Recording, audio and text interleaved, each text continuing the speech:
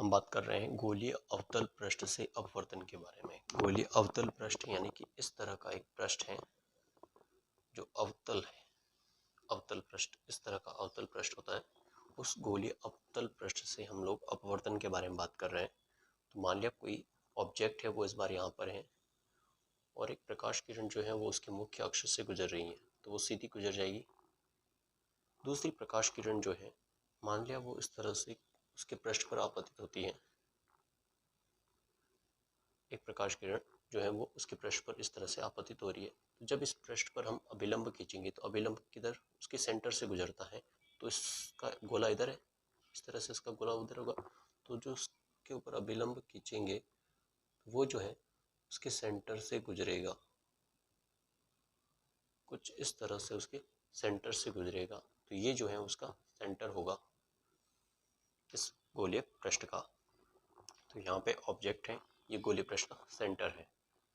अब जब ये जो माध्यम है इसका अपवर्तनांक जो है वो μ1 है और इस माध्यम का जो अपवर्तनांक है वो μ2 है। ये विरल माध्यम है और ये सघन माध्यम है, सघन माध्यम है। और ये जो है वो आपतित किरण है और आपतित किरण और अभिलंब के बीच में जो कोण होता है उसे बोलते हैं अपवर्तन कोण, कोण ए, कोण आई। ऐसे ही हम जब इस प्रकाश किरण को देखेंगे तो ये प्रकाश किरण ऐसे, इसका जो मूल पथ है वो इस तरह से सीधा होना चाहिए था, लेकिन जब वो विरल माध्यम से सघन माध्यम में जाती है तो वो अभिलंब की ओर झुक जाती है और वो अभिलंब की ओर झुक जाएगी और कुछ इस तरह से चली जाएगी। वो ऐसे जानी चाहिए थी लेकिन अभिलंब की ओर झुक जाएगी। इधर अभिलंब है तो अभिलंब की ओर क्या होगी, झुक जाएगी। तो अभिलंब और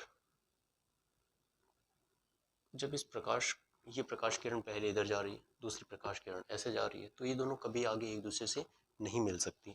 तो हम इनको मिलाने के लिए क्या करते हैं कि इस प्रकाश किरण को हम पीछे डैश डैश से मिलाते हैं। तो जब हम इस प्रकाश किरण को पीछे डैश डैश से यहाँ पे मिलाएंगे तो यहाँ पे इसकी इमेज बनेगी, यहाँ पे दोनों लाइनें काटती हुई आपको दिखेगी। तो ये क्या है, अभिलंब, और ये क्या है, उसका कौन सी किरण है, अपवर्तित किरण है। अपवर्तित किरण है तो अपवर्तित किरण और अभिलंब के बीच में जो कोण बनता है वो क्या होता है, अपवर्तन कोण, कोण आर। ये जो कोण था वो क्या था, यानी ये पूरा जो कोण था, ये पूरा वाला वो है कोण आई, अपवर्तन कोण। और ये वाला जो कोण है अपवर्तित किरण और अभिलंब के बीच का जो कोण है वो कोण आर है।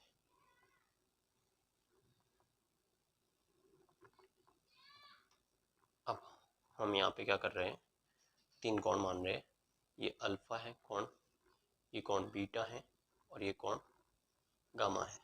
ये तीन कोण हमने मान लिए। हम यहाँ पे स्नेल का नियम लगाते हैं। स्नेल का नियम, स्नेल का नियम, स्नेल का नियम कहता है कि, स्नेल का नियम कहता है कि साइन आई बट्टा साइन आर, अपवर्तन कोण की ज्या और अपवर्तन कोण की ज्या का जो अनुपात है वो होता है μ2 बट्टा μ1, यानी माध्यम 2 का माध्यम 1 के सापेक्ष अपवर्तनांक, μ12 माध्यम 2 का माध्यम 1 के सापेक्ष अपवर्तनांक।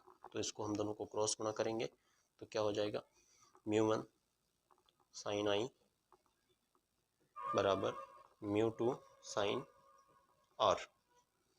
इसे हम वैसे यहाँ पे कोण आई और कोण आर जो है वो बहुत छोटे हैं, तो जब साइन आई जो है, जब कोण आई और कोण आर क्या है, बहुत छोटे हैं, कोण आई व कोण आर बहुत छोटे हैं, कोण आई और कोण आर क्या है, बहुत छोटे हैं। तो जब छोटे होते हैं तो साइन थीटा को हम थीटा लिख सकते हैं, तो साइन आई को हम आई लिख सकते हैं और साइन आर को हम कोण आर लिख सकते हैं। तो हम यहाँ पे क्या कर रहे हैं, μ1 साइन आई की जगह, μ1 साइन आई की जगह हम सिर्फ आई लिख रहे हैं और μ2 साइन आर की जगह हम सिर्फ कोण आर लिख रहे हैं। अब हम क्या करते हैं, यहाँ पे हम कोण आई और कोण आर का मान निकालना चाहते हैं। तो इसके लिए हम क्या करने हैं कि हम पहले एक त्रिभुज लेते हैं, ये वाला त्रिभुज ले रहे हैं हम लोग, यहाँ पे नाम दे देते हैं, इसे एम नाम दे दिया हमने। और ये जो लाइन है वो लगभग सीधी ही लाइन है तो इसे हम पी नाम दे रहे हैं। यहाँ पे 90 डिग्री का एंगल है, 90 डिग्री कोण है। तो हम यहाँ पे त्रिभुज ले रहे हैं ओ एम त्रिभुज ओ एम सी, त्रिभुज ओ एम सी, त्रिभुज ओ एम सी में, ओ एम सी में, ओ एम सी के अंदर इस त्रिभुज में, त्रिभुज के जो दो कोण हैं, कोण आई वाला और कोण अल्फा वाला, इन दोनों की जोड़ है उस त्रिभुज के बाहर वाले जो कोण है कोण आर के योग के बराबर होगी। तो कोण आर जो है, सॉरी कोण गामा के बराबर होगी, कोण गामा जो है वो बराबर होगा अल्फा और कोण आर के योग के बराबर। तो कोण अल्फा प्लस कोण आई, गामा बराबर कोण अल्फा, गामा जो है वो किसके बराबर, अल्फा और कोण आई के योग के बराबर होगा। तो यहाँ से कोण आई का जो मान है वो क्या आ जाएगा, अल्फा को इधर भेजेंगे तो कोण गामा माइनस कोण अल्फा, कोण आई का मान आ जाएगा। इसे हम समीकरण 1 नाम दे रहे हैं, इसे समीकरण 2 दे दीजिए। फिर हम दूसरा त्रिभुज ले रहे हैं, ये वाला त्रिभुज आई एम सी, त्रिभुज आई एम सी में, त्रिभुज आई एम सी में इस त्रिभुज में दो कोण हैं, कौन कौन से, एक कोण आर और एक कोण बीटा, इन दोनों की जोड़ जो है वो किसके बराबर होगी, गामा के बराबर होगी। तो कोण जो गामा है वो बराबर होगा कोण आर प्लस कोण बीटा के योग के बराबर होगा। तो यहाँ से कोण आर का मान क्या आ जाएगा, बीटा को इधर भेजेंगे तो कोण आर बराबर क्या होगा, बीटा इधर आएगा, गामा के साथ क्या हो जाएगा माइनस, तो कोण गामा माइनस कोण बीटा, ये होगा समीकरण 3। तो कोण आई और कोण आर के जो मान है वो समीकरण 1 में रखते हैं, समीकरण 1 से।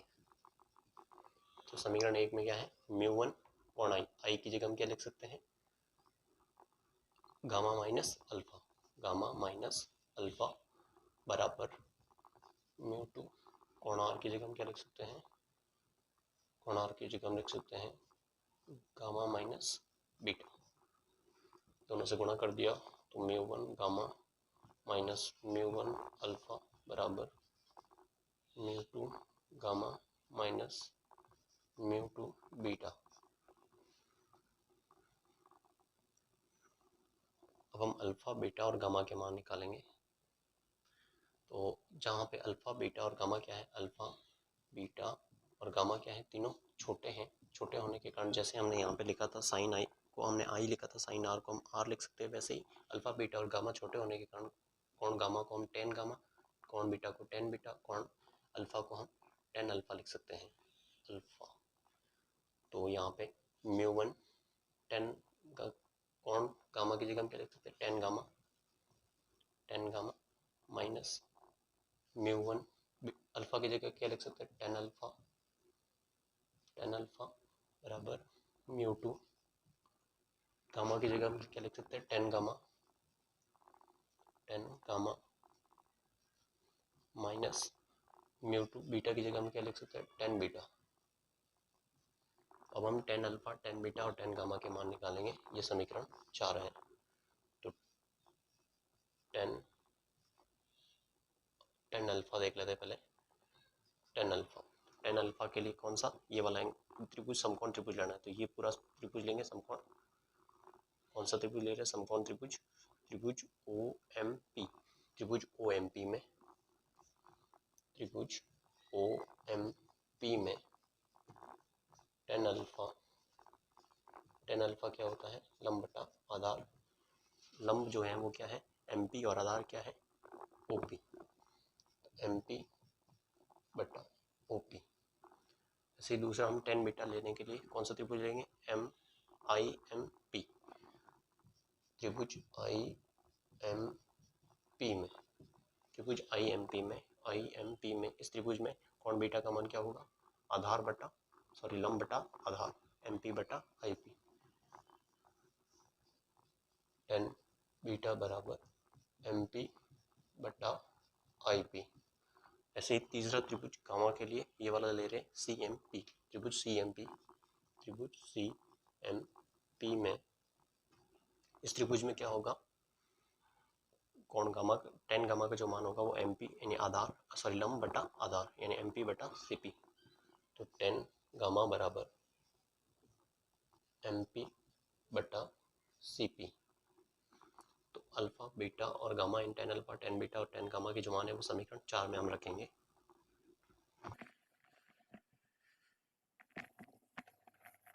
रखते हैं तो μ1 tan alpha sorry tan gamma की जगह हम क्या लिख सकते हैं, MP बटा CP, MP बटा CP माइनस μ1 टेन अल्फा की जगह हम क्या लिख सकते हैं, टेन अल्फा की जगह हम लिख सकते हैं MP बटा OP, MP बटा OP बराबर μ2 टेन गामा की जगह हम क्या लिख सकते हैं, टेन गामा की जगह MP बटा CP, MP बटा CP माइनस μ2 टेन बीटा की जगह हम क्या लिख सकते हैं, MP बटा IP, MP बटा IP। अब देखिए यहाँ दोनों जगह MP है, यहाँ भी दोनों जगह MP है, तो MP दोनों जगह से कॉमन आ जाएगा, यहाँ से भी MP बाहर ले लेते हैं, M और P को हमने बाहर ले लिया MP को, तो अंदर क्या बचेगा μ1 अपॉन CP माइनस यहाँ से MP बाहर चला गया तो μ1 बटा OP बराबर इधर दोनों में से MP बाहर ले लिया हमने, कॉमन ले लिया, तो μ2 बटा CP माइनस μ2 बटा IP, MP से MP कट गया तो अंदर क्या बचा μ1 बटा CP माइनस μ1 बटा OP बराबर μ2 बटा CP माइनस μ2 बटा IP। अब हम यहाँ पे देखते हैं कि CP, OP और IP क्या चीज़ है। CP, OP और IP ये तीन क्या है, CP C से लेकर P तक की दूरी, यानी C क्या है वक्रता केंद्र और P क्या है ध्रुव, ध्रुव से वक्रता केंद्र की जो दूरी होती है वो क्या होती है, वक्रता त्रिज्या होती है। और देखिए प्रकाश इधर जा रहा है, हम मापने के लिए यहाँ से शुरू करेंगे, यहाँ से इधर आ रहा है, प्रकाश इधर जा रहा है, हम इधर आ रहे हैं, अपोजिट आता है तो माइनस में लेते हैं। O से लेकर P तक की दूरी क्या है, O से लेकर P तक की दूरी जो है वो यहाँ पे O क्या है, ऑब्जेक्ट यानी बिंब है, बिंब की ध्रुव से जो दूरी होती है वो क्या होती है, बिंब दूरी होती है U, और ये भी क्या होगी, हम प्रकाश इधर जा रहा है, हम मापने के लिए यहाँ से इधर आ रहे हैं तो क्या होगा, ये भी माइनस होगा। IP क्या है, I से लेकर P तक की दूरी, यानी I यहाँ पे क्या बन रहा है, इमेज बन रहा है, तो इमेज की जो दूरी है वो लेनी है, इमेज की दूरी को क्या लिखते हैं, प्रतिबिंब दूरी V, और लाइट इधर जा रही है, हम इधर आ रहे हैं, यहाँ से मापने के लिए आ रहे हैं, तो ये भी क्या होगा माइनस, अपोजिट जा रहे हैं तो माइनस। तो इन सब के जो मान है वो हम इसमें यहाँ पे रखेंगे।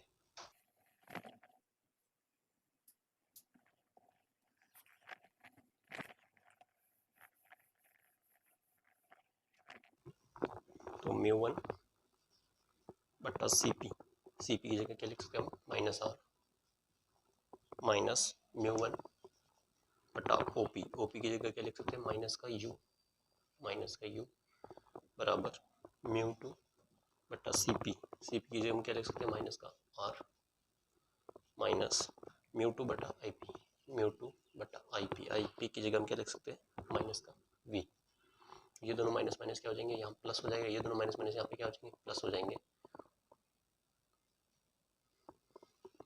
तो μ1 बटा माइनस का R, ये माइनस यहाँ आ जाएगा R, और ये दोनों क्या हो जाएंगे प्लस, μ1 बटा U बराबर ये माइनस μ2 बटा R, माइनस माइनस क्या हो जाएगा प्लस μ2 बटा V, इसको हम उधर लेके जा रहे हैं और इसको इधर लेके आ रहे हैं, तो यहाँ पे क्या बचेगा, माइनस का μ1 बटा R, ये उधर चला जाएगा, ये इधर आएगा, तो प्लस का क्या हो जाएगा μ2 बटा R बराबर इधर कौन था, μ2 बटा V था, और ये इधर आके क्या हो जाएगा, माइनस हो जाएगा μ1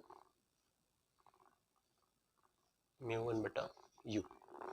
यहाँ पे क्या कर रहे हैं हम, इसको आगे लिख रहे हैं, इसको पीछे लिख रहे हैं, तो μ2 बटा R माइनस μ1 बटा R बराबर μ2 बटा V माइनस μ1 μ2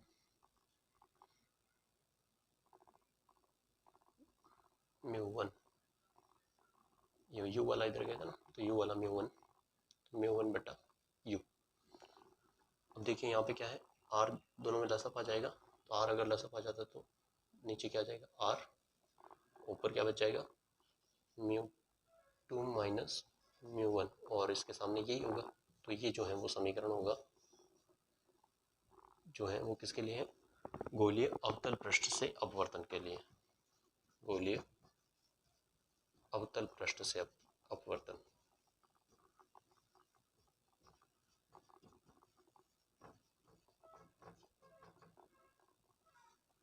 ये सूत्र है।